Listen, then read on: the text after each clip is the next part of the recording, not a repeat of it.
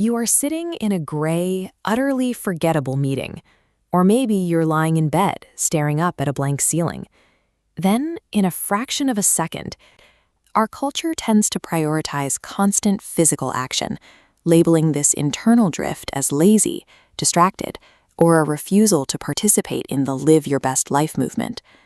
While an observer sees a glitch in attention, modern psychology identifies this as a sophisticated cognitive feature. This inward pull serves a functional purpose.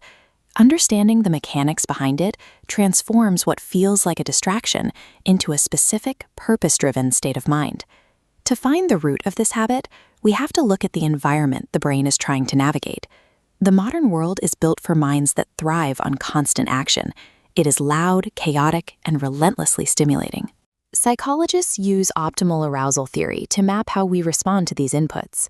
On this curve, external stimulation is plotted against performance. Notice an extroverted personality peaks on the far right, requiring high levels of external noise to feel alert.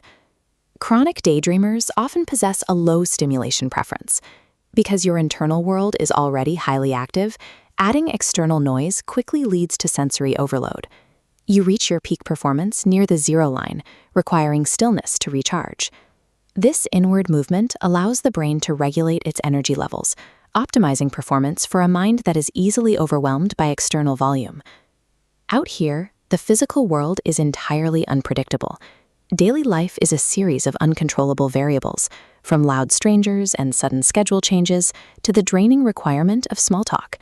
For many, this unpredictability triggers a deep psychological drive to manufacture an environment defined by absolute control. Inside a daydream, you act as the ultimate director. You curate the lighting, control the dialogue, and the specific outcomes with a precision that the real world never allows.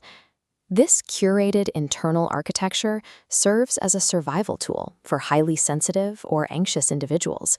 It offers a secure space to process complex emotions without the messy interference of external reality. This inner world functions as a necessary psychological shield, built to withstand the chaos of the environment outside.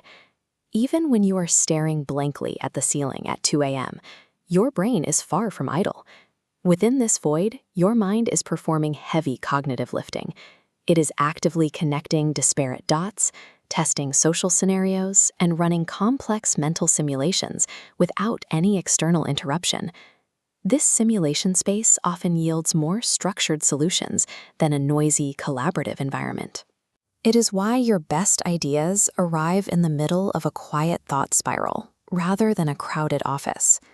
Outside observers see an empty stare, but internally, the brain is engaged in a state of high-intensity creative computation. However, this instinct to build an internal refuge can be hijacked. When fueled by past trauma, depression, or severe social anxiety, the safe space begins to change. Clinicians call this maladaptive daydreaming. It marks the specific point where the imagination ceases to be a tool for coping and starts becoming a detriment to daily function. In a healthy state, internal fantasy and external reality overlap. The threshold is crossed when fantasies move from enhancing life to entirely replacing it. If reality becomes unbearable, the mind severs that connection. The refuge becomes a cage, isolating you inside your own mind. This is the mind's most extreme defense mechanism, turning its own creativity into a barrier to avoid the heavy burden of living. This leads to a necessary self-reflection. Does your daydreaming leave you feeling replenished, or is it a place where you hide to escape the weight of reality? If you use these mental movies to regulate your emotions and explore your ideas, you are not broken. You are participating in a different way of living. You find meaning in quiet rituals and internal depth that others might overlook. You are operating on a wavelength that values peace over constant external performance. Ultimately, being wired for depth rather than noise is a profound strength. It is the signature of a beautifully complex mind.